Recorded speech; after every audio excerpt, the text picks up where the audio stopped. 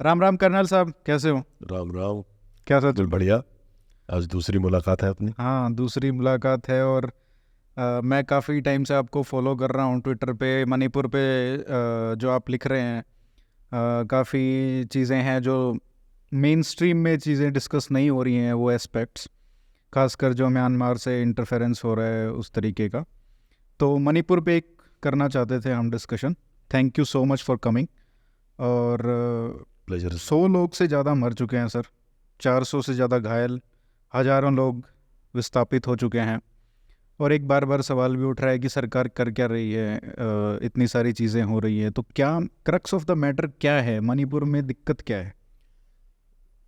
मैं काफ़ी टाइम उस इलाके में रहा हूँ और इनफैक्ट स्टार्ट करने से पहले मणिपुर को मैं सबसे पहले तो मेरे जो नागा दोस्त हैं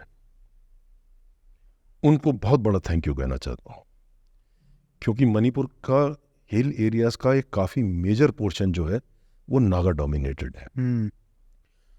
और इस पूरे लड़ाई में या जो भी सिचुएशन चल रही है, इसमें नागों ने अपने आप को पेशेंस दिखाई है और इसमें इन्वॉल्व नहीं हुए। ये आपको उनको श्रेय देना पड़ेगा, क्योंकि अगर वो भी इसमें उतर जाते तो जो आज दिख रहा है वो उससे कहीं ज़्यादा खतरनाक हो जाता सिचुएशन। हाँ, ये मैं नागा सिविल ऑर्गेनाइजेशंस को तहे दिल से थैंक यू कहना चाहता हूँ। व्हेन आई से सिविल ऑर्गेनाइजेशंस, नागालैंड में हर ट्राइब की एक अपनी सिविल लीडरशिप है, उसको नागा हो कहते हैं। हर ट्राइब का एक अपना नागा हो है, और नागा हो ने जो अपने आप को इसमें से दूर रखा है वो उन्होंने उसके अंदर अपनी बहुत मैच्योरिटी दिखाई है।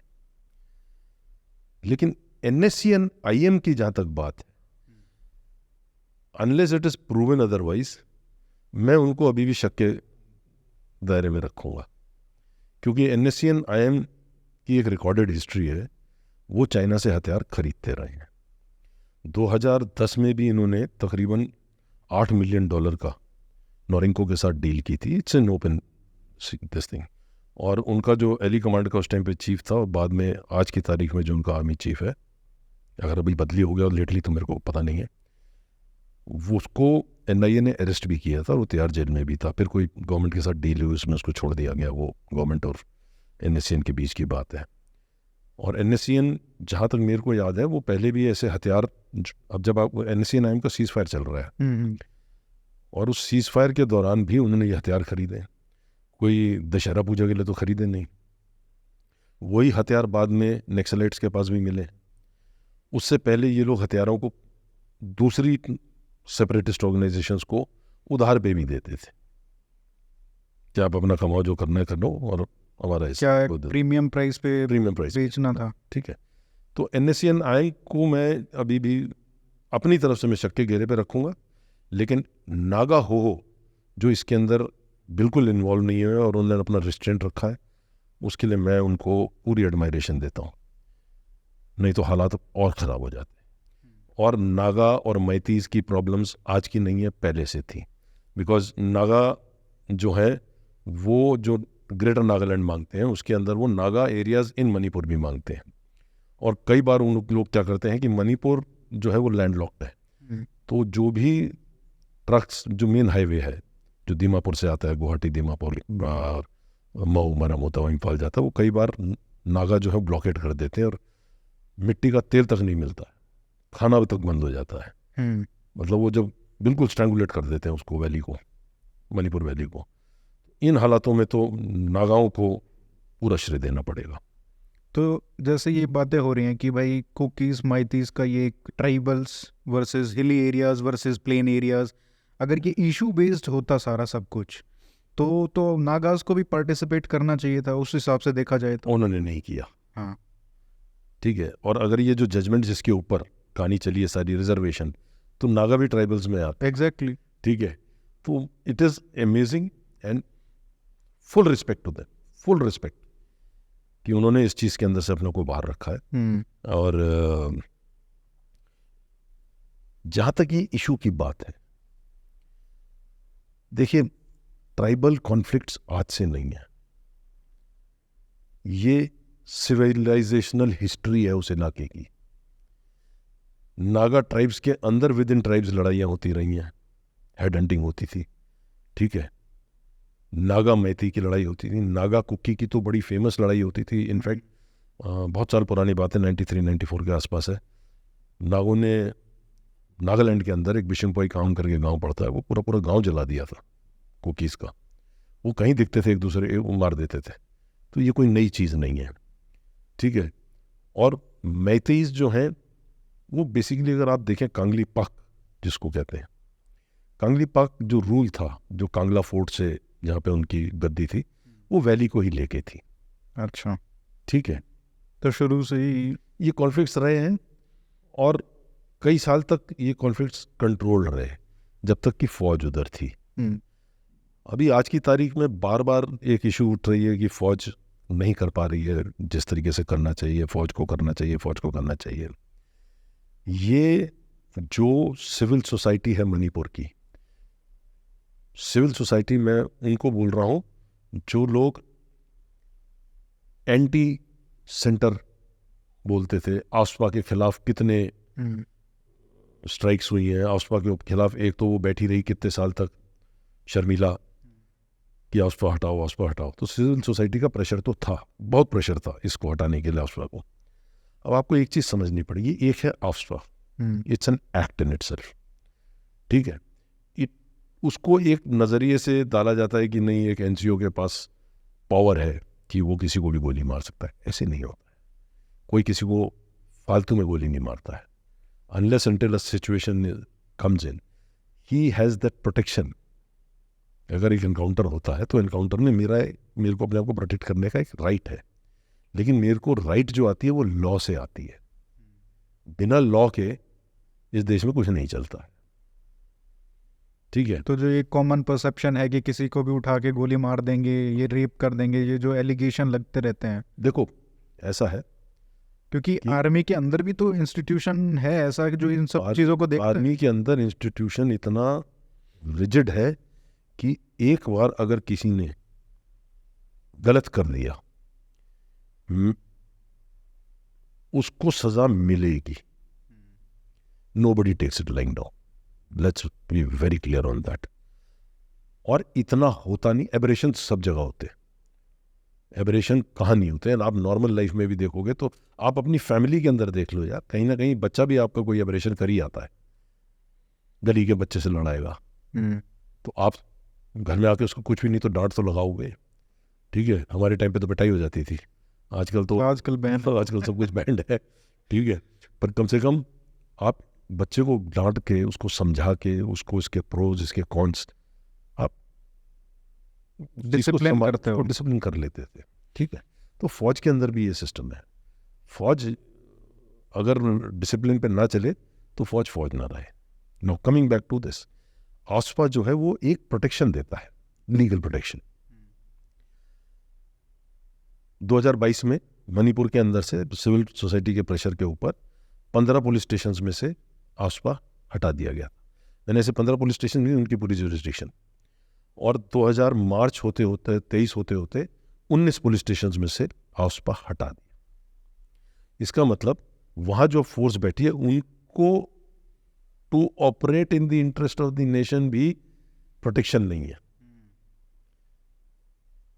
एक तो जब तक वो अभी सिविल सोसाइटी तो हल्ला मचाया, उन्होंने इसको एक पॉलिटिकल गैम्बिट बना दिया कि नहीं, पॉलिटिकली जो भी गवर्नमेंट आएगी वो अगर प्रॉमिस करेगी आफ्सपा तो हम आपको इलेक्ट करेंगे। और बहुत लंबा टाइम भी हो गया था, सिचुएशन लग रही थी कि नॉर्मलाइज हो गई है। पिछली बार भी हमारा जब इंटरव्यू चला, पॉडकास्ट चला, तो उस टाइम पे भी आपको याद है, I was so happy about talking about the north east. कहीं पे असेसमेंट मेरी भी मैं कहता हूँ गलत हो गई, but we were talking generally about north east. तो क्या है कि एक तो आफ्सपा हो गया, अब आफ्सपा नहीं है लेकिन आपको फौज चाहिए। When shit hits the fan, तो आपको फौज चाहिए, हर जगह पे फौज चाहिए आपको। अब फौज आप लाते हो, फौज किस लॉ के अंदर ऑपरेट करे। अब फौज का एक दूसरा रोल है जो कि एक और प्राइमरी रोल्स में माना जाता था, वो होता था एड टू सिविल अथॉरिटी। जब सिविल अथॉरिटी की सिचुएशन लगती है, सिविल अथॉरिटी की सिचुएशन आउट ऑफ हैंड जा रही है, तब आप फ्लैग मार्चेस निकालते हो, ठीक है। उसके अंदर फौज के पास गोली चलाने का भी हुक्म नहीं है, राइट नहीं है। क्या बात कर रहे हो? हाँ जी सर, ये बात लोग नहीं समझ पा रहे हैं। फिर बिना उसके कंट्रोल कैसे होगा? लाठी से? नहीं, लाठी भी नहीं। क्या होता है कि आपके एरिया डोमिनेशन पेट्रोल्स या कॉलम्स निकलते हैं, तो जनरली ऐसी सिचुएशन में स्टेट गवर्नमेंट एक मजिस्ट्रेट देती है। जब तक मजिस्ट्रेट साइन नहीं करता है टू फायर, तब तक फौज फायर नहीं कर सकती। एंड ऑफ द डे मैं हमेशा से कहता रहा हूं, ये आर्मी आपकी डेमोक्रेटिक कंट्री की आर्मी है। ये वो देश नहीं है जहां पे कि सिविलियन ने अगर फौज के कोर कमांडर के घर में घुस गए तो आपने सिविलियन पे आर्मी एक्ट लगा के उसको ट्रायल कर दिया। समझ रहे हो किस विषय में मैं बात कर रहा हूँ? समझ गया, ठीक है। से वेस्ट पहुंच गए हम। तो ये यहाँ पे ये वो वाली फौज है जो बाय द लॉ चलती है, उसकी रिस्ट्रिक्शंस हैं जो कानून ने बांधी हुई हैं। मैं अचानक उछल कूद नहीं कर सकता। आपको मेरी जरूरत है, मैं आऊंगा, लेकिन जब मैं आऊंगा तो मेरे को भी एक लीगल प्रोटेक्शन चाहिए, क्योंकि अगर मैंने गोली मार दी हो कल कोर्ट के अंदर, पूरी जिंदगी खपा दोगे। मैं तो सिर्फ कोर्ट खेलता रह जाऊंगा। आसपा के बावजूद लोग कोर्ट्स में जाते रहे आसाम के अंदर। मतलब मैं एक किस्सा जानता हूं जहां पे व्यक्ति को, उस ऑफिसर को शौर्य चक्र मिला हुआ था, लेकिन कितने साल वो कोर्ट के धक्के खाता रहा।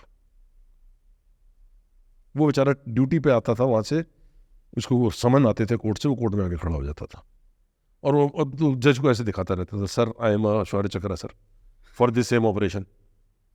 मेरी ऑर्गेनाइजेशन ने मेरी एक साइटेशन लिखी है कि मैंने इस व्यक्ति को ऐसे ऐसे एनकाउंटर में मारा। आज आपका एक दो बंदे खड़े हो गए सिविल सोसाइटी वाले, ह्यूमन राइट्स वाले, और उन्होंने एक केस फाइल कर दिया कि जी साहब ये बंदा जो है इसने तो मर्डर किया था। और ये हाल तब है जब प्रोटेक्शन था, लीगल प्रोटेक्शन। जब लीगल प्रोटेक्शन था। अब पुलिस जुरिस्डिक्शन है, 4 पुलिस स्टेशन की जुरिस्डिक्शन है। एक बंदा जो है एक जूल पुलिस जुरिस्डिक्शन में आफ्सपा है, दूसरे में नहीं है। वो बंदा इधर से भागता है, आप फॉलो कर रहे हो, वो दूसरे पुलिस स्टेशन की जुरिस्डिक्शन में चले गया जहाँ आफ्सपा नहीं है, और वहाँ गोली लग गई उसको, या उसको गोली लगी यहाँ, मरा वहाँ, और उसने बोला जी मेरे को यहाँ मारा गोली, कर लो। वही पुलिस वाला जुरिस्डिक्शन वाला खेल खेलते रहो बस। ठीक है, तो आप खेल खेलते रहो, आपके अगेंस्ट FIR है। अब आप सोचिए मणिपुर कितना बड़ा है, उसके अंदर कितने कॉलम्स घूम रहे हैं। क्या स्टेट गवर्नमेंट इतने मजिस्ट्रेट देगी पर कॉलम? ये जो सिविल सोसाइटी आज पहले रो रही थी कि आसपा हटाओ आसपा हटाओ, मैंने इसे civil society they basically human rights fronts. ठीक है, कहीं से फंडिंग आती है, ये तो इस गवर्नमेंट ने इनकी फंडिंगें बंद कर दी हैं जो बाहर से आ रही थी। आज की तारीख में आप उस जवान की हालत देखो, आप उस ऑफिसर की हालत देखो।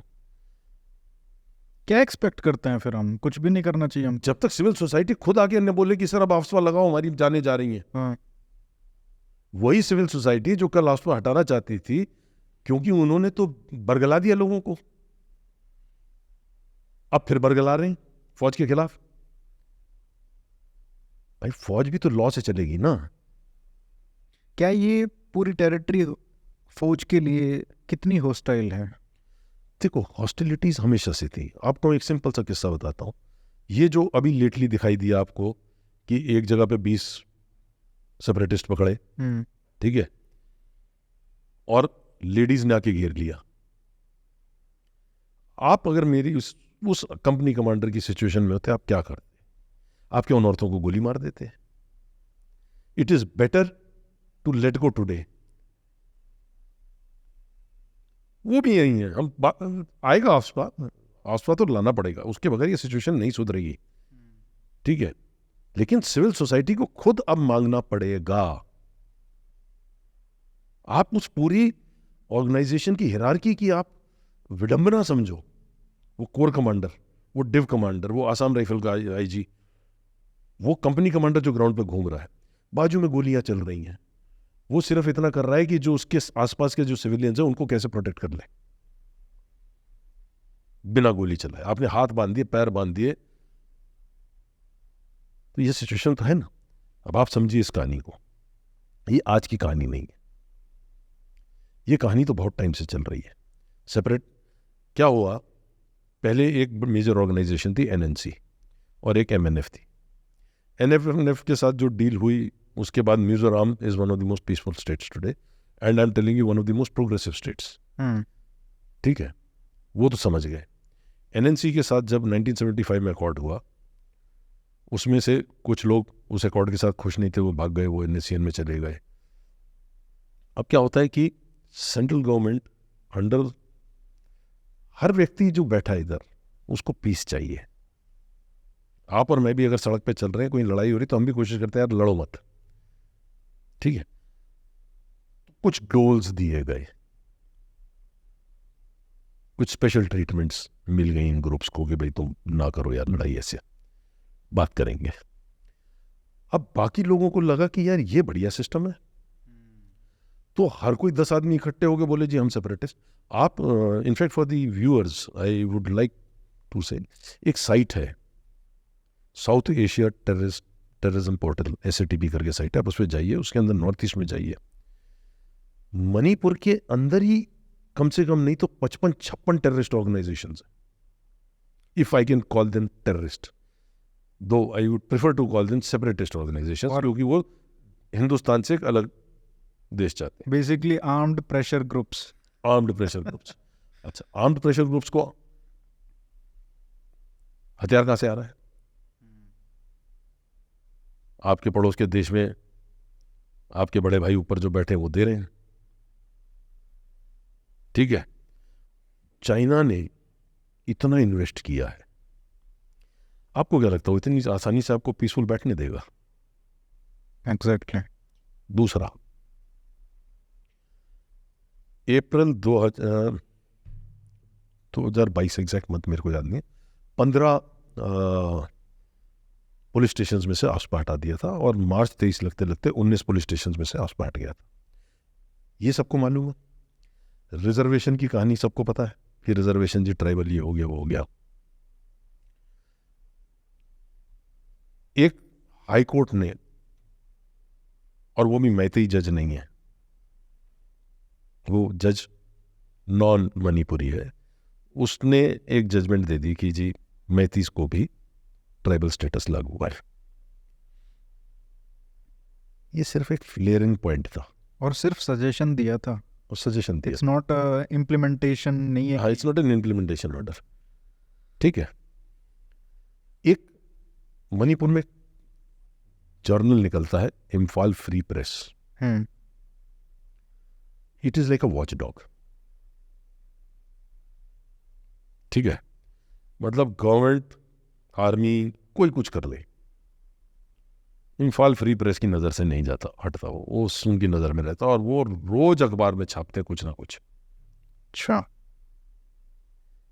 जब ये 19 वो निकले, ये इम्फाल फ्री प्रेस की मैं आपको कोट कर रहा हूं, ठीक है। जब ये आसपान निकला तो उस टाइम पे चीफ मिनिस्टर ने 2-3 बातें और बोली। वो चीज की तरफ किसी की नजर नहीं जा रही है। क्या बोला?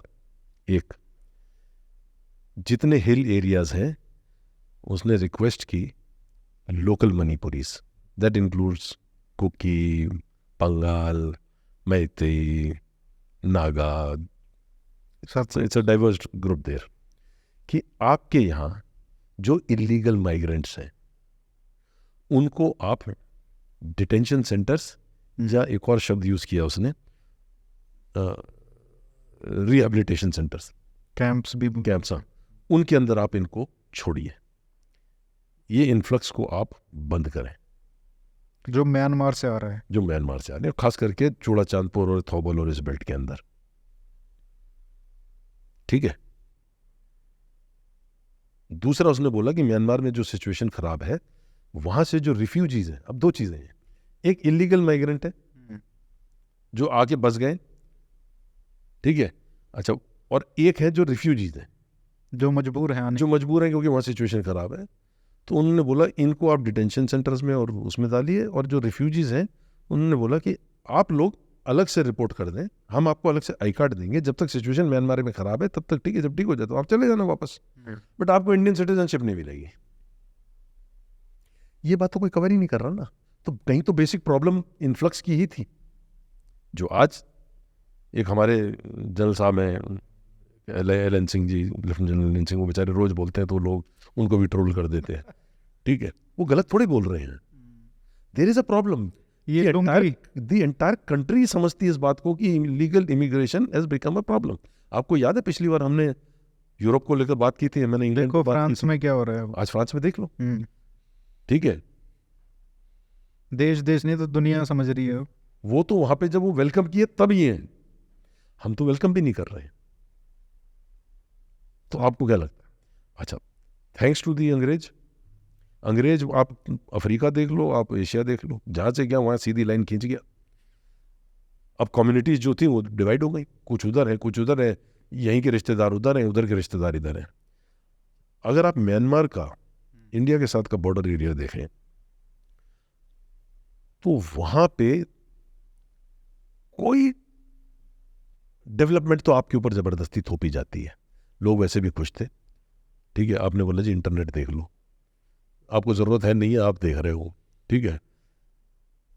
वहां आप मानिएगा नहीं, इस पूरे बेल्ट में, ठीक, वहां नमक भी नहीं मिलता। दोनों साइड? उस साइड, अच्छा, म्यांमार साइड, यहां से नमक स्मगल होता है, यहां से चावल स्मगल होता है, यहां से लिटरली खाने की पूरी रसद यहां से वहां जाती है। अब जो बंदा वहां बैठा हुआ है उसको कुछ नहीं मिल रहा है, हाँ, बट उसका exposure to the new world हो गया है।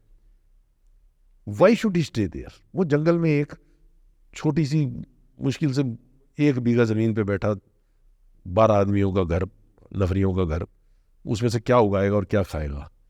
हर कोई चाहता है कि मेरी आने वाली जनरेशन को कुछ बेटर प्रोस्पेक्ट हो, और वो सुनता है देखता है अपने रिश्तेदारों से जो अक्रॉस द बॉर्डर, तो नेचुरली वो इन्फ्लक्स तो होगा। तो कभी कभी लोगों के रिश्ते जो हैं वो देश के ऊपर चले जाते हैं। मेन कहानी क्या हुई है? एक ही इन्फ्लक्स है, ठीक, जिसको स्टेट गवर्नमेंट सीरियसली छोड़ना चाहती थी, रोकना चाहती थी, ठीक, लेकिन it is not suiting some people. दूसरा है कि म्यांमार के अंदर हथियार बहुत है, ऊपर से आ रहा है, चाइना से आ रहा है, ठीक है, 2012 तक रोका भी गया, ठीक है। एक कंट्री ने आपके अगेंस्ट पिछले 40-50 साल से इन्वेस्टमेंट कर रखी है, वो अपनी इन्वेस्टमेंट ऐसी वेस्ट जाने देगा? मैं पॉलिटिकली इनकरेक्ट नहीं होना चाहता हूं, पर चर्च का इन्फ्लुएंस बहुत है। अब आप देखिए ना, नागालैंड का क्या है, एनएससीएन का क्या डिमांड है? नागालैंड फॉर क्राइस्ट उनके झंडे पे है। कुकीज अब क्या कह रहे हैं? Kuki land for Christ. भाई इसमें रिलीजन कहां से आ गई यार? अब तक तो ट्राइबल स्टेटस की बात तो रही थी, अब ये रिलीजन कहाँ से आया? अब ये रिलीजन कहां से आ गई? क्योंकि आप एक कॉमन पॉइंट पे सबको यूनाइट करना चाहते हो। जैसे मैंने आपको बोला ना कि नागाज एक झंडे के नीचे यूनाइटेड नहीं, that is Christianity has done a good for them, not a good for, मैं ये मना नहीं करूंगा, क्योंकि वो जो हेड हंटर्स थे कि पड़ोस के गांव से 4 सर काट के अपने घर के सामने लगा लिए, अगर आप वहां से जर्नी देखें और आज तक की जर्नी देखें तो definitely they have a role to play, they have played a wonderful role. Education लाए उधर, इसमें कोई शक नहीं है, ठीक है, बट अगर एक ट्राइब उसके बैनर के नीचे बात करती है तो कहीं गड़बड़ है। अब इसमें एक बात हो रही है, आपने देखा आज क्या जो अमेरिका के जो यहाँ पे राजदूत हैं, उन्होंने कहा कि अगर भारत को हेल्प चाहिए तो we are ready to help. क्या उसमें भी उनकी तरफ से भी ये मतलब एक स्टेटमेंट है, but it's very problematic statement. देखिए ऐसा है, चर्च ऑफ अमेरिका जो है नॉर्थ अमेरिका, उसका बहुत इन्फ्लुएंस है, CNI, ठीक है, ऐसे ही और चर्चेज हैं। अगर वो उस बूथे पे बोल रहे तो उनको लगता है कि वो इन चर्चेज को इन्फ्लुएंस कर सकते हैं, टू कंट्रोल द सिचुएशन, मुझे लगता नहीं है वो हो पाएगा. And in any case it is our internal problem.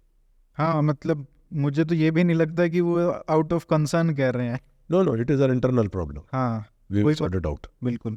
But we will sort it out.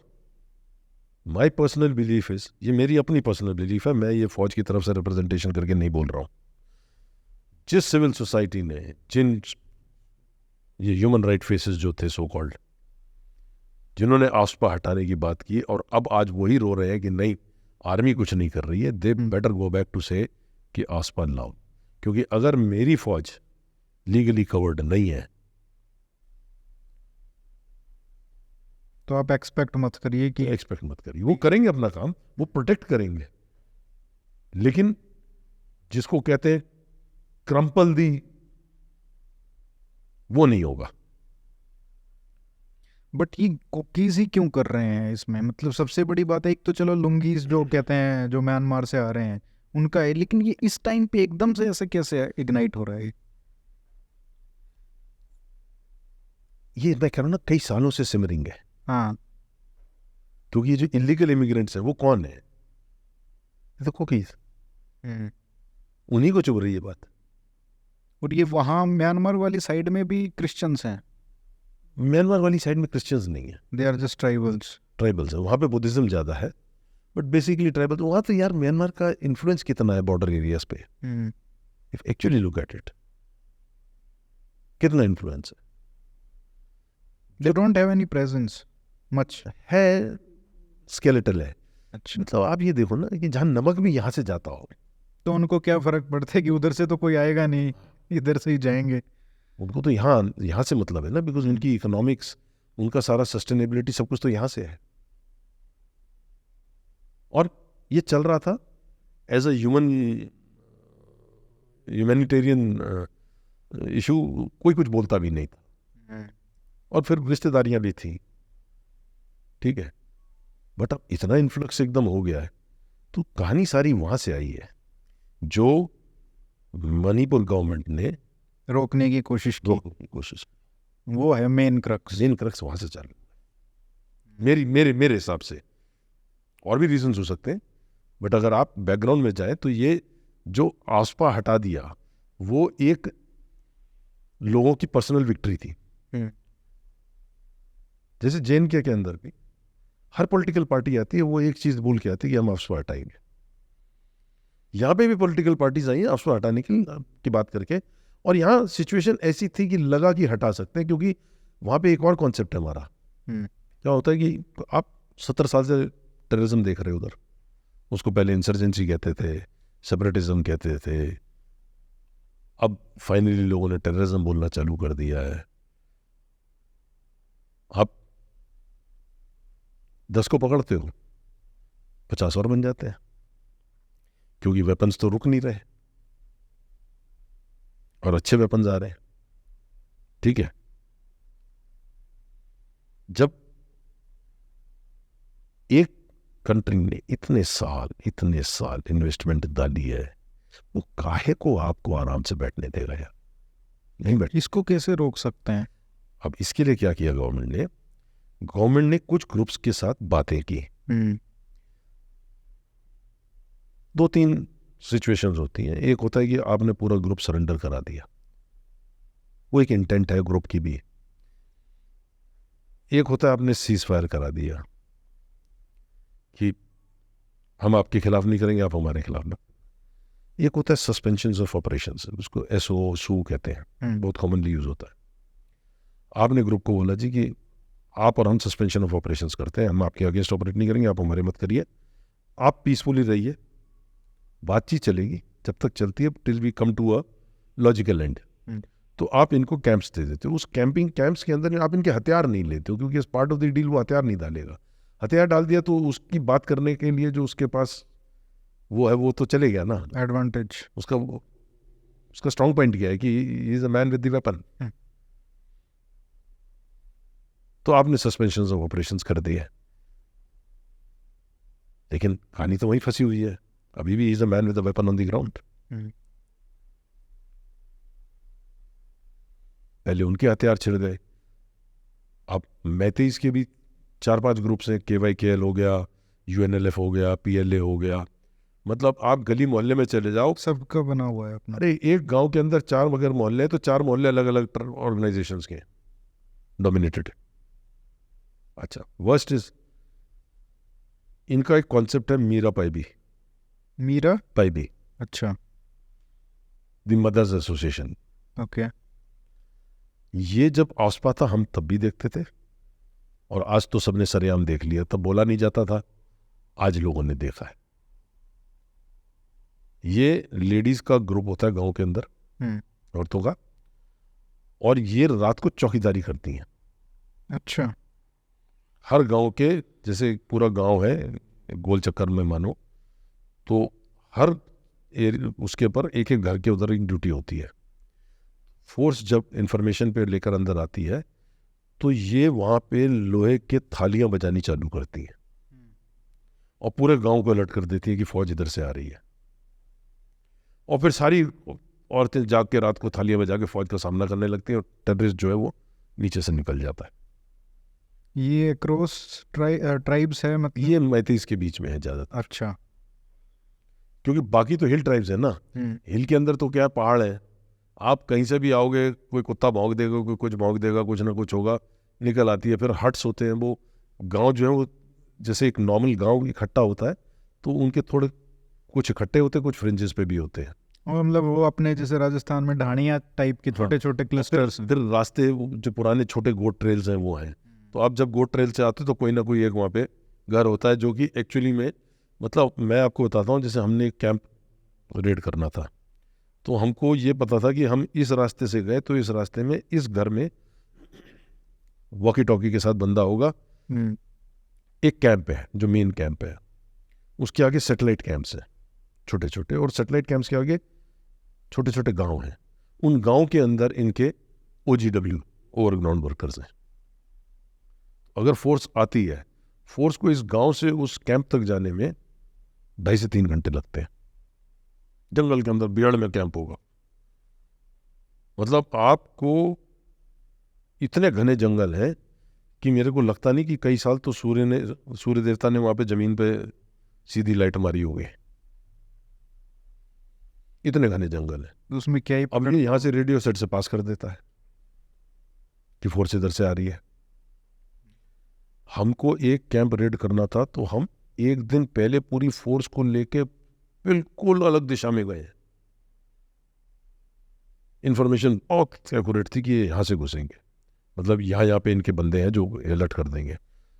उसके बाद हम एक पूरी रात चले हैं पैदल, सारे गांव को छोड़ते हुए, नदी नालों में से होते हुए कैंप पर रेड मारने के। इतनी प्लानिंग करनी पड़ती है क्योंकि पीछे हुए हैं। अब वैली फ्लोर के अंदर क्या होता है कि प्लेन है, और गांव भी बड़े हैं, और गांव भी बड़े हैं, और गांव के मोहल्लों के अंदर आज इस मोहल्ले में बंदे रह रहे हैं, आज उस मोहल्ले में रह रहे हैं, तो ये वहां से टन टन टन टन टन टन टन टन टन टन करके आवाज निकाल देती हैं। आपकी जितनी भी प्लानिंग हो वो बिगड़ जाती है। बहुत प्लानिंग के साथ बिल्कुल स्मॉल टीम कॉन्सेप्ट से अंदर जाओ, तब तो आप उठा सकते हो, और उठा लिया तो निकलना मुश्किल, क्योंकि एक ने घंटी बजा दी थाली तो सबकी थाली बज गई और सारे इकट्ठे हो गए। तो अभी देखा ही जो हुआ। और अब ये जो किया है ये अब ओपनली हुआ है। अब तो ये, मतलब पहले तो लोग बोलते नहीं थे, आज अच्छा हुआ कि ये हो गया। कम से कम दुनिया को नजर तो आया कि ये भी चल रहा है। पहले बात ही नहीं होती थी इसकी, पहले बात नहीं, पॉलिटिकली करेक्ट नहीं था बात। नहीं, पहले क्या है कि नॉर्थ ईस्ट में इतना ज़्यादा जोर मीडिया का था भी नहीं, फ्रेंकली। अच्छा, अभी भी मीडिया का जोर तो नहीं दिखता है, इन द सेंस कि मतलब ठीक है, ट्विटर पे बातें हो रही हैं, सब थ्रेड्स लिख रहे हैं, लेकिन आप देखिए एनसीपी के ऊपर ज़्यादा कवरेज है आजकल, कि वहाँ पे शरद पवार, अजीत पवार में क्या हो रहा है पूरे मतलब उनका 24 घंटे चल रहा है, लेकिन मणिपुर में 3-4 महीने से जो चल रहा है उसका इतना कवरेज नहीं हुआ है अभी। देखो, मणिपुर की जो सिचुएशन है वो इनकी अपनी देन है, इनको आफस्पाल लाना पड़ेगा। नहीं लाए तो फिर स्टेट गवर्नमेंट, अगर मैं एक सिंपल सी बात कहता हूँ, इतने बड़े स्टेट के अंदर अगर 150 कॉलम निकलने हैं एरिया डोमिनेट करने के लिए, और 150 भी मैं बहुत कम बोल रहा हूँ, वो बहुत बड़ा स्टेट है, ठीक है, तो आपको 150 तो मजिस्ट्रेट देने हैं। अब मजिस्ट्रेट लोकल है, वो सिचुएशन देखते हुए नहीं करेगा साइन, क्या कर उसकी अपनी लॉयल्टीज हैं। चलो मजिस्ट्रेट है, मैं इसलिए उसकी क्वेश्चन नहीं उठाऊंगा, पर वो नहीं करता अगर साइन, क्योंकि कल उसको तो वही रहना है। उससे तो वही रहा है, कल आप चले गए बोलेंगे तू साथ में था, ठीक है, तेने कोई फायर के ऑर्डर दिलवा दिए थे, क्योंकि वो ऑर्डर राइटिंग में होता है, और वो जो कंपनी कमांडर जो होता है वो उस ऑर्डर को लेके जेब में रखता है, और ऑफिस में जाके फाइल होता है, कल कोई केस हुआ तो भाई मेरे को मजिस्ट्रेट ऑर्डर थे, he was the representative of the state. और वहाँ पे इतनी खतरनाक ऑर्गेनाइजेशन है, सबके पास बंदूक है, आपको ढूंढ ही लेंगे। कोई मजिस्ट्रेट लोकल तो नहीं करेगा बिल्कुल। तो जो एक्चुअली जिस चीज़ के लिए इतने साल तक लड़ते रहे आसपा हटा दो, तो they should have been matured enough कि ऐसी सिचुएशन ना क्रिएट करते जिससे कि वो सिचुएशन फिर आनी पड़े, खुद ही मांगना पड़े। एक और जो एंगल सुनने में आ रहा है, खासकर जो ऑनलाइन लोगों को मैंने थ्रेड्स देखे हैं, ये पॉपी कल्टीवेशन का क्या है उधर? जो मैं आर्टिकल की बात कर रहा हूँ हाँ। उसके अंदर ये भी लिखा है कि स्टेट गवर्नमेंट ने बोला कि पॉपी कल्टीवेशन को रिपोर्ट करो। नॉर्थ ईस्ट का वैसे सुना है कि माल जो आता है वो थोड़ा अच्छे दर्जे अफगानिस्तान के बाद वो ज़्यादा उसके बाद वही असरदार माल है, ठीक है। तो जहाँ टेररिज्म होगी वहाँ नैर्को तो होगा ही, that is why it's a very commonly used word narco terrorism, ठीक है। पैसा अच्छा है, ब्लैक मनी इजी है। इजी नहीं, ऐसा है चाइना फ्री में तो देगा नहीं, मुझे पैसा लेता है। एक ऑर्गेनाइजेशन है, उसको अपने आप को सस्टेन करना है। पहले वहाँ पे कॉन्सेप्ट है टैक्स का, उसको अब रंगदारी कह लो हमारी भाषा में, लेकिन वो एक टैक्स का कंसेप्ट है। हर मारवाड़ी बिजनेसमैन, हर गवर्नमेंट एम्प्लॉई, हर आदमी से जिस एरिया में जिस टेररिस्ट ग्रुप का इन्फ्लुएंस है वो वहाँ से टैक्स कलेक्ट करता है, हफ्ता बेसिकली रंगदारी। क्योंकि इनको भी इतने कार्डर्स हैं यार, एक अगर ऑर्गेनाइजेशन के पास 1000, 1200, 2000, 3000 कार्डर है, उनको कैंपों में खाना भी तो खिलाना है, कहाँ से आएगा? पैसा तो चाहिए। तो ये टैक्सेशन सिस्टम चला रखा है ना। मैं थोड़े बेहतर उसमें बोल दूं कि पैसा अगर भगवान नहीं तो भगवान से कम नहीं, क्योंकि वो असली में जिस भाषा में बोला गया आजकल लोग नाराज हो जाएंगे बोलने पे। पैसा तो चाहिए। Easy money comes from narco. तो ये दोनों चीज़ें पैरेलल चल रही हैं। हेरोइन को रिफाइन करने के लिए केमिकल आता है, उसके लिए भी पैसा चाहिए। तो ये स्टेट गवर्नमेंट इस पे क्रैकडाउन करने वाली थी, एटलीस्ट रिपोर्ट तो करो। मतलब जब इन्होंने आसपा निकाला है तो स्टेट गवर्नमेंट को मालूम था कि ये इश्यूज हैं जो इफेक्ट कर सकती हैं। और इजी मनी की आदत है, अब कैसे जाने दें? फिर लोगों की दुकानें बंद हो जाएंगी यार। कहानी कहीं और से है।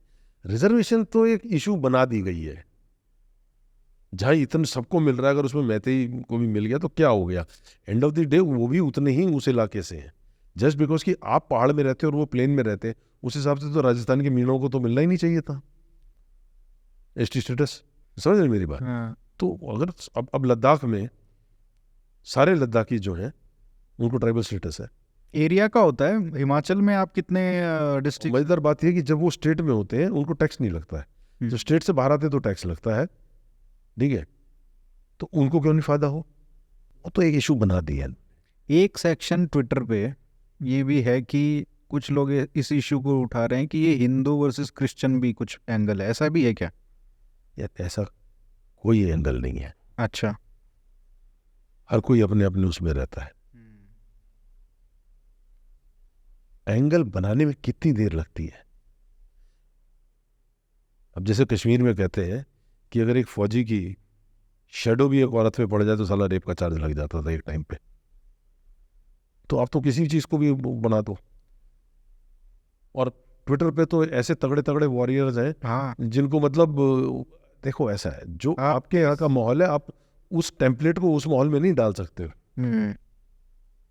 पर ये फैक्ट है कि म्यांमार से ग्रुप्स आए हैं अंदर, हथियारों के साथ आए हैं, इन्फ्लक्स हुआ है। इन लोगों के पास नमक नहीं है लेकिन हथियार है। पॉपी है ना। गजब।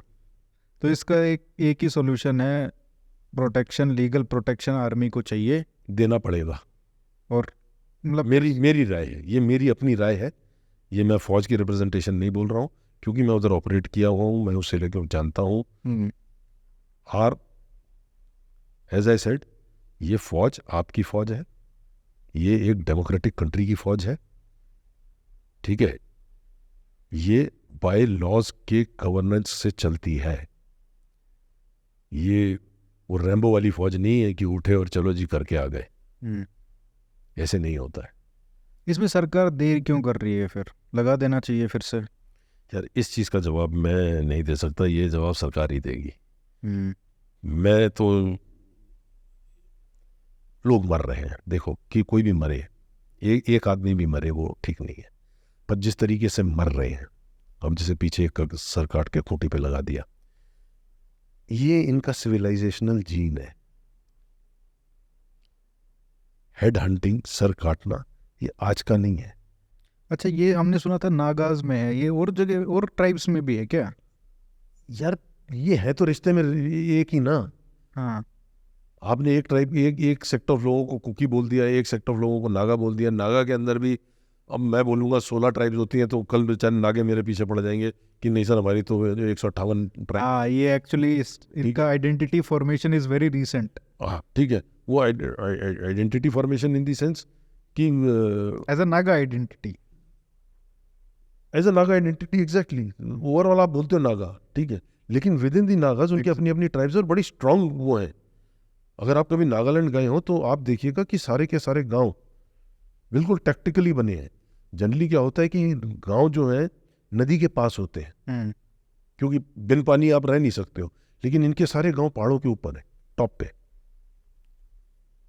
It's a mode of defence. वहां नालों से पानी ले आते हैं, लेकिन वो टैक्टिकली डिप्लॉयड है, बिल्कुल टॉप के ऊपर, जहाँ धूप भी आती है, ठीक है, और पूरी तरफ नजर भी रहती है।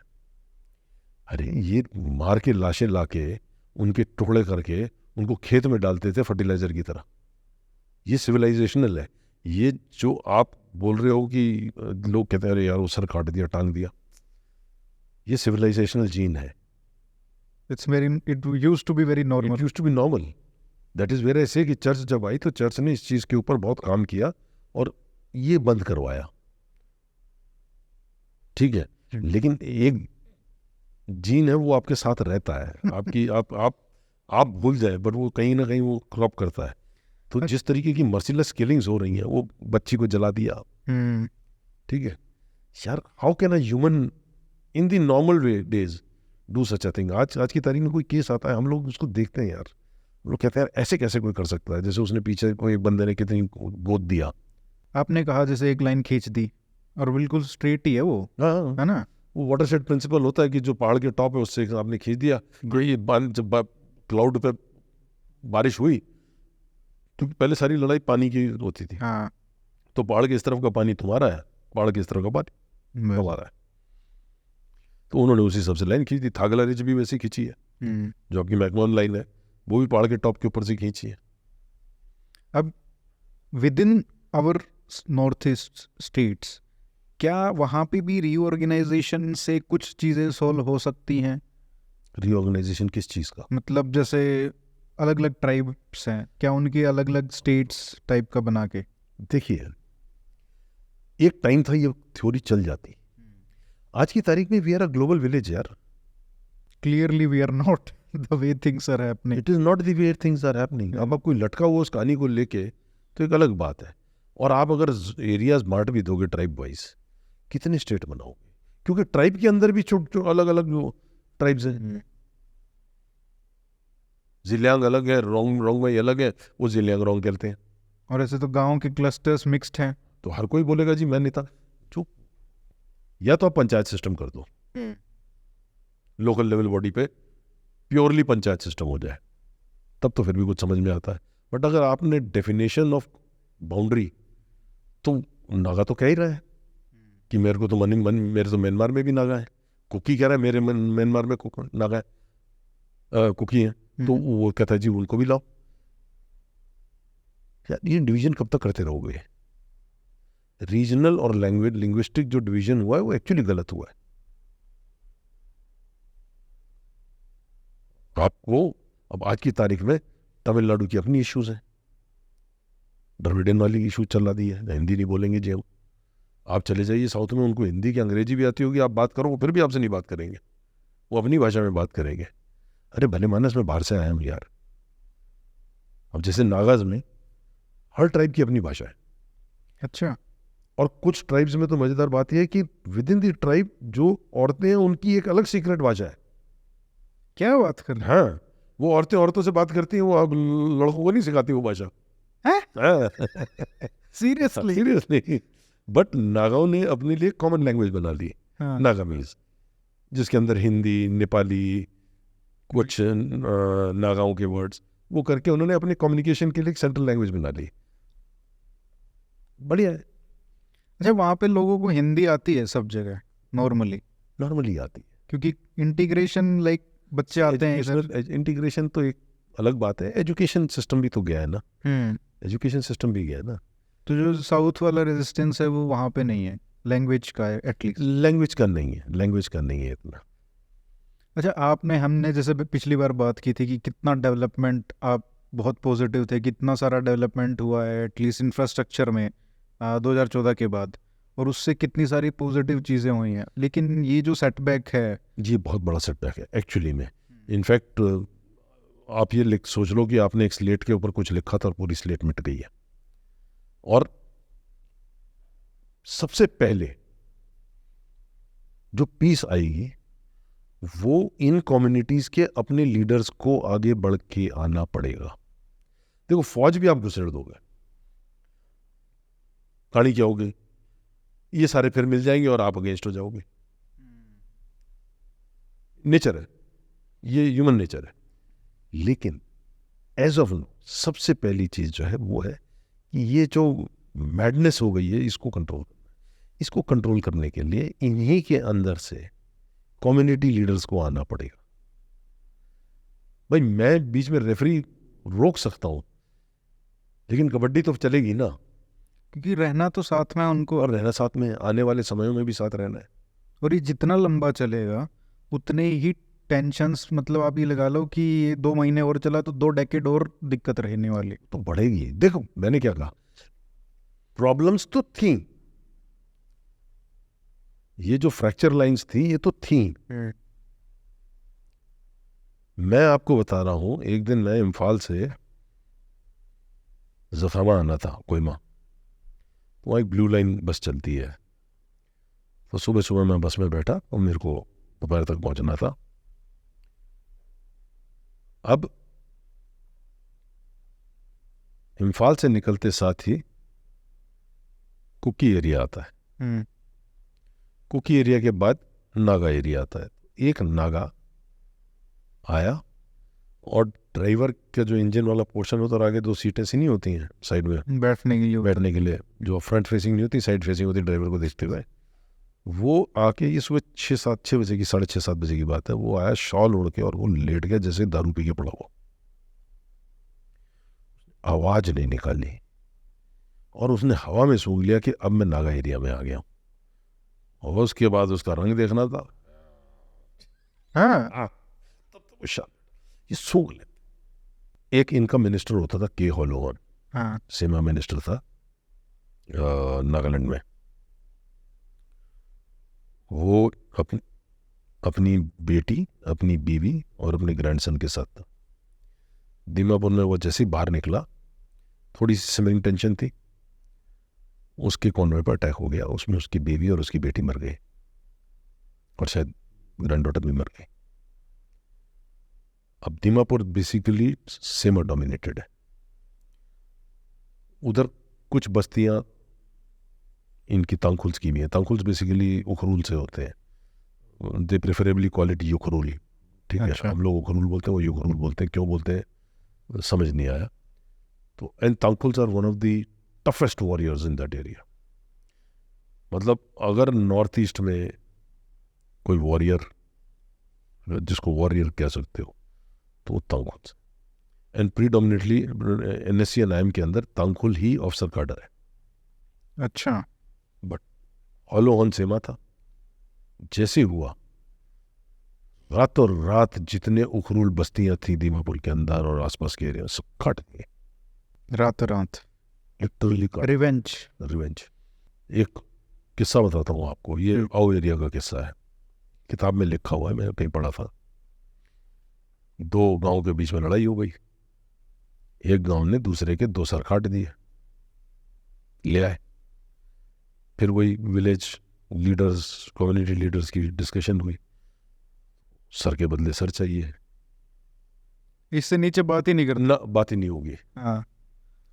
ठीक है, अब सर तो देना है, अब अपना तो दूंगा नहीं मैं, अपने किसी को तो दूंगा नहीं। तो ये आसाम में घुस के वहां से 2-4 असामियों को उठा के ले आए और बांध के एक जगह रख दिया और उनको बोला कि या 3 सर पड़े ले जाओ। वो आए, 3 को काटा, गुस्सा ठंडा हो गया, रिवेंज हो गया। लॉजिक कुछ नहीं है इसमें। लॉजिक कुछ नहीं है, पर है, ये पुराने ज़माने की बात कर रहा हूँ मैं, हाँ। अभी की नहीं बात कर रहा हूँ, पुराने ज़माने की बात कर रहा हूँ। ये ऐसे होता था, मतलब सर काटना कोई बड़ी बात नहीं थी, बहुत आम बात थी। मतलब तुमने मेरे इधर से ये उठा लिया, मैंने तुम्हारा ये उठा लिया, बस इतना ही है। हाँ, अब जो जनरेशन आई है वो इन चीज़ों को समझती है कि ये गलत है, ये पुरानी बातें हैं, लेकिन वो ट्राइबल लॉज हैं, वो वैसे ही एडजस्ट होता है। अब इधर भी कहानी वही, मतलब बेसिकली मैं ये उसकी ग्रूसमनेस नहीं बता रहा हूँ, मैं ये बोल रहा हूँ कि उन हालातों में भी कम्युनिटी लीडर्स बात करके उसका एक कॉम्प्रोमाइज सॉल्यूशन निकालते हैं। यहां पे भी आज जो मणिपुर में हालात हैं, फौज, स्टेट गवर्नमेंट, सेंट्रल गवर्नमेंट तब तक कुछ नहीं कर पाएगी जब तक कि खुद ये कम्युनिटी लीडर्स अपनी ईगोज साइड में करके टेबल पे बैठ के बात नहीं करें। End of the day peace talks can only be talked in a peaceful manner. तलवारें और बंदूकें निकाल के नहीं होगी।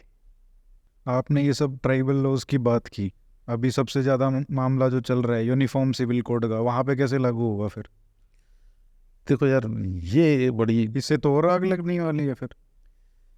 देखो ऐसा है, the nations, the societies, the communities, the civilization has moved a long way.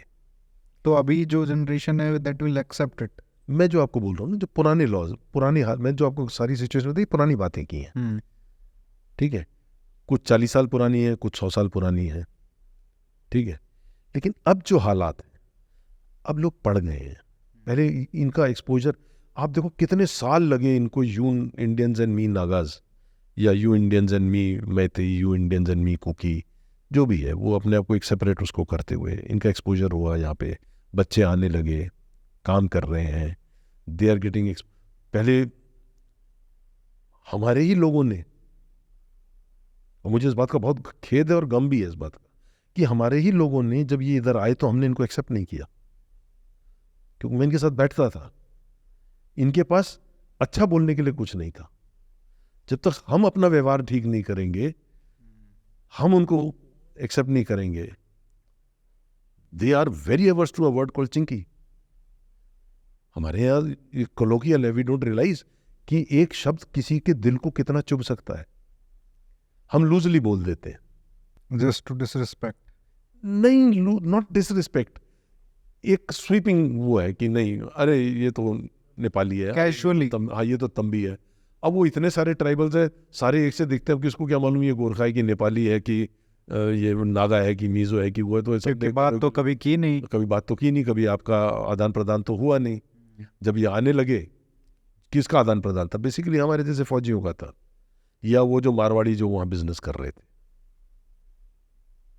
ठीक है, टूरिज्म था नहीं उधर। तो अब जब ये इधर आते थे, लोग कोलोकियली बोल देते थे, अरे चिंकी है। आधों को यही नहीं पता कि मिजोरम किधर है और नागालैंड किधर है और त्रिपुरा किधर है और अरुणाचल किधर है, ठीक है। गलती हमारी भी थी, क्योंकि हम लोगों को भी एक्सपोजर नहीं था। अब सिचुएशन चेंज हो रही है, अब वो भी थोड़े अप्राइज हो गए, वो भी लॉ समझते हैं। और हमारे लोगों में भी बदलाव और है। क्रिश्चियनिटी का, मैं देख क्रिश्चियनिटी की दोनों चीजें, मैं बार बार कहता हूं, चर्च ने उधर बहुत डिविजन्स कर दी हैं। अगर 150 सेक्ट्स ऑफ चर्च है, पेंटाकोस्टल हो गया, CNI हो गया, प्रोटेस्टेंट हो गया, आपस में भी चलता रहता है इनका। वो अलग कहानी है, क्योंकि हर कोई अपना अपना एरिया बढ़ाना चाहता है, जितने उनके नीचे उनके फॉलोअर्स हो जाए। ठीक है, तो वो चर्चेज में भी डिविजन्स है, लेकिन चर्च ने डेफिनेटली, आप देखो ना, एक सिविलाइजेशन क्या होती है, डेवलप होती है, उसको कई मिलीनिया लगते हैं। ये टोटली आइसोलेटेड थे जब तक ब्रिटिशर्स नहीं आए, और पिछले 150 साल में ये उस लेवल से आज इस लेवल पे आए हैं। One of the best minds, one of the great educationists, आपका one of the best football player of India was a Naga. ठीक है, आज की तारीख में डॉक्टर्स हैं, इंडियन आर्मी में कितने डॉक्टर नागा से आ रहे हैं, मणिपुर से आ रहे हैं। वो अभी एक वो शांति प्रिय सपम कर्नल साहब का एक चल रहा है, आप उस आदमी का एंग्विश समझो यार, वो आदमी ने सारी ट्राइब के लोग कमांड किए हैं। That is really painful video to watch actually.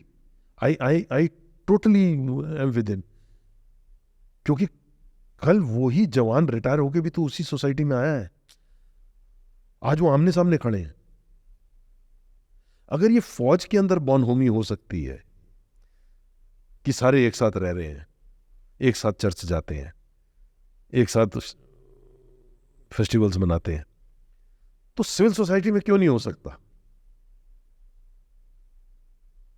In fact मैं तो सजेस्ट करूंगा कि the central government must identify people, ex serviceman. हाँ, ये एक अच्छा वो हो सकता है कि वहाँ पे जो रिप्रेजेंटेशन है आर्मी का, वो जो रिटायर्ड लोग हैं जो वहाँ बैठे हैं, हाँ, ठीक है, they should be made these spokes people. लेकिन क्या वो सब्सटेंशियल नंबर है वहाँ पे? इतना काफी है, काफी है। काफी अच्छा, काफी। वहाँ से आते हैं मतलब क्या लोग इंडियन आर्मी? पूरी असम राइफल के अंदर मेजरली उसमें से असम रेजिमेंट में है, नागा रेजिमेंट में है, ठीक है, आते हैं। ऑफिसर कार्डर बहुत है उधर से। अच्छा, ऑफिसर कार्डर भी बहुत है, डॉक्टर्स हैं आर्मी के अंदर उधर से, ठीक है। एंड कई ऑफिसर्स, कई जवान जो बाहर से थे वहाँ ऑपरेट कर रहे थे, दे फेल इन लव, शादी कर गए, वहीं सेटल हो गए हैं। तो कहीं तो हमको ऐसी एक कम्युनिटी ढूंढनी पड़ेगी जो पहले बॉनहोमी में रहती थी, जिन्होंने नेशनलिस्ट, यार कारगिल के अंदर नॉर्थ ईस्ट के लड़के भी तो मरे थे, वीरगति मिली थी उनको। और जब वो डेड बॉडी आती है गांव में, तो वो सिर्फ उस कम्युनिटी का नहीं होता, वो पूरे एरिया का है। पूरे एरिया का है। कहीं हमको इनको आइडेंटिफाई करना पड़ेगा, टॉक्स के लिए लाने के लिए between the communities unit type ढूंढने पड़ेंगे कि टू असम के अंदर कुकी भी था, नागा भी था, मैते भी था, इनके लेवल पे टॉक्स हो जाए, कम से कम वो लोग जाके बात करें, बिकॉज पीस के लिए पीस ही काम कर सकती है। ये ब्रिलियंट सजेशन है। गोली से नहीं चलेगा, और नहीं हुआ तो फिर आसपास लाना पड़ेगा, प्रेसिडेंट रूल करना पड़ेगा, बिना प्रेसिडेंट रूल के काम नहीं होगा। इररिस्पेक्टिव प्रेजेंट जो पॉलिटिकल पार्टी है सेंटर में, वही पॉलिटिकल पार्टी उधर है, they have to go above it, remove this party, declare president rule. ये सैक्रिफाइस तो करना ही पड़ेगा, कुछ तो सैक्रिफाइस करना पड़ेगा पीस के लिए। बट मेरा मानना आज भी है, देयर आर सेन पीपल। ये जो फेंस सिटर्स बैठे हैं, जो समझ नहीं आ रही है, उनको उठ के बात करनी पड़ेगी। एंड मीडिएटर बीच में भले फौज को लेकर आए, क्योंकि फौज आज भी वो एक ऑर्गेनाइजेशन है हिंदुस्तान के अंदर जो अनबायस्ड है, एंड मोर इम्पोर्टेंटली वहाँ पे रिस्पेक्टेड भी है उस एरिया में। दोनों, क्या ये कह सकते हैं? दोनों चीजें हैं। देखो, एक ग्रुप जो है वो फौज के खिलाफ बोलता है क्योंकि उनकी रोजी रोटी उसी से चलती है। एक ग्रुप ऑफ पीपल वो है जिनकी फौज से रोजी रोटी चलती है, ठीक है, और एक मेजॉरिटी जो है वो फेंस सिटर है, वो इस लड़ाई में फंस गई है। और ये देखिए ना कितना बड़ा अपॉर्चुनिटी है उस इमेज को, जो फैन सिटर्स हैं उनको पूरा एक साथ इकट्ठा आर्मी के लिए लाने के लिए। अगर उनको लगता है कि कोई पर्टिकुलर एक ऑर्गेनाइजेशन से उनको दिक्कत है, वो टेबल पे बैठ के बात होगी ना, बिना बातें होके लूज स्टेटमेंट्स देके उससे नहीं होगा काम। Community leaders have to come up. मैं तो रादर कहता हूं कि जो नागा जो इस टाइम पे जिन्होंने इतनी मैच्योरिटी दिखाई है, they should come in between and talk as mediators between the two groups. इससे बेटर चीज नहीं हो सकती। आज भी आई ट्रस्ट दी नागास, वो जैसे भी है, ठीक है, उसमें भी एक सेपरेटिस्ट ग्रुप्स हैं, ठीक है। आज की तारीख में 26 तो प्रेसिडेंट है नागालैंड के, 26 ही प्राइम मिनिस्टर हैं, ठीक है। तो इतने ग्रुप है, सबके अपने अपने एक एक प्रेसिडेंट प्राइम मिनिस्टर है। और जैसे अपने यहाँ पे बोलते हैं ना, हर कोई चौधरी है। हाँ, अपने वहाँ पे हर कोई चौधरी है, ठीक है।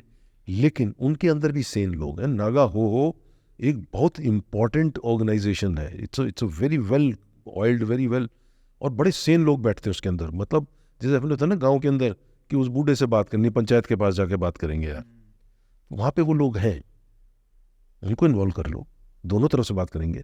अच्छा, फिर उसमें क्या है, इंटरकास्ट कम्युनिटी मैरिजेस भी हैं।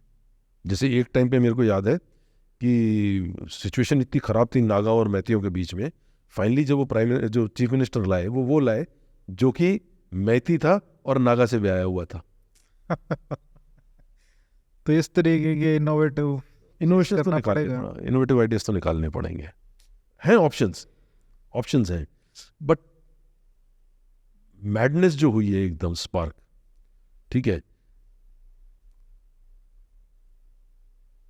कुछ तो प्लान्ड था। बिकॉज ये 2022 के अंदर और 2023 मार्च के अंदर यही चीज बदली है।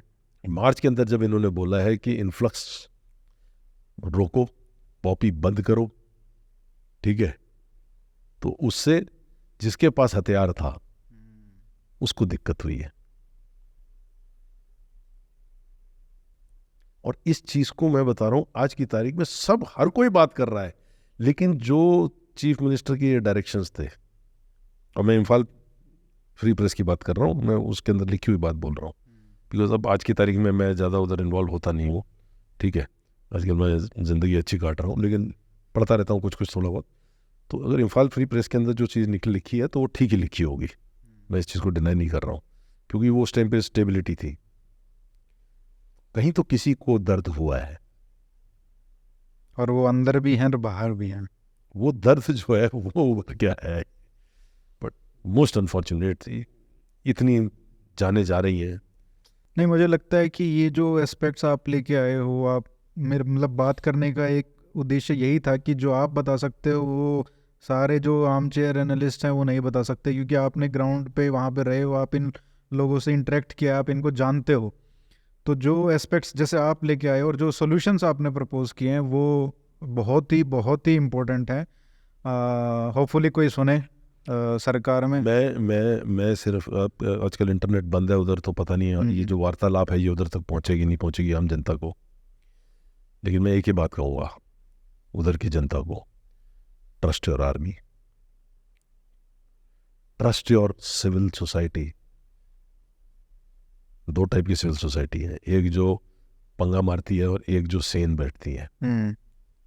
वो जो सेन लोग हैं उनको बात करने दो, बिना बात के बात बिगड़ती जाएगी, क्योंकि हर चीज का हल एंड में बात से ही होता है।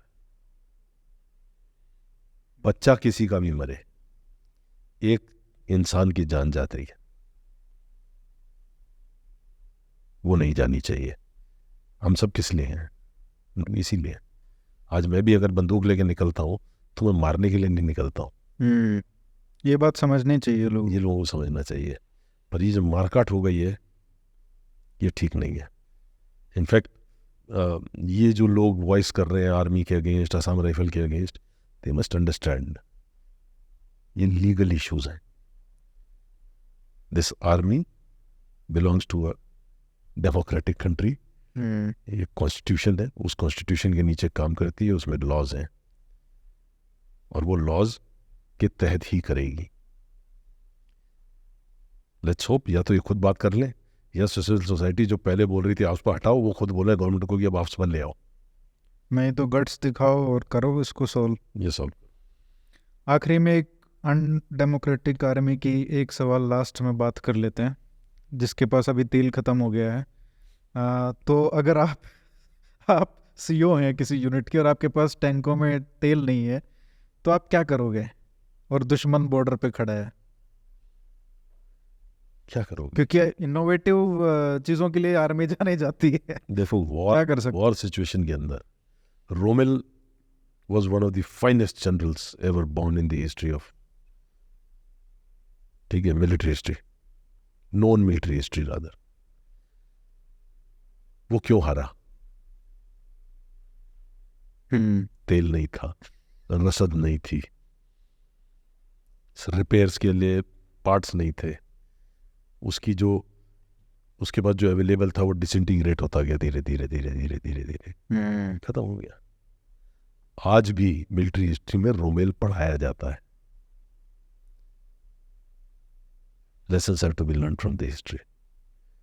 इन एनी केस, इंडिया, उनका तेल खत्म भी हो जाए, उनको चिंता नहीं करनी चाहिए, क्योंकि हमारी फॉरेन पॉलिसी में ऐसी सिचुएशन में जब किसी का हथियार गिर गया हो तब मारने की आदत नहीं है। ये महाभारत से चला आ रहा है।